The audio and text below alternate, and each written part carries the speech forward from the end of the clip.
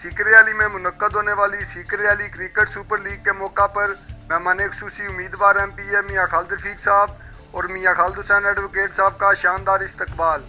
मियाँ खालिद रफीक साहब ने सीकरेआली सुपर लीग में हिस्सा लेने वाली तमाम टीमों की हौसला अफजाई के साथ साथ सीकरेआली सुपर लीग की इंतजामिया की कोशिशों को भी सराहा। मियाँ खालिद रफीक साहब के साथ मियाँ खालिद हुसैन एडवोकेट, सीकरेआली अल रफीक क्लब की टीम के ओनर इस्लाम भट्ट साहब और चौधरी हमजा महर साहब भी स्टेज पर मौजूद थे। अल रफीक क्लब सीकरेआली की टीम को दुल्लावाला नाइट राइडर्स के खिलाफ कामयाबी पर मुबारकबाद भी पेश की।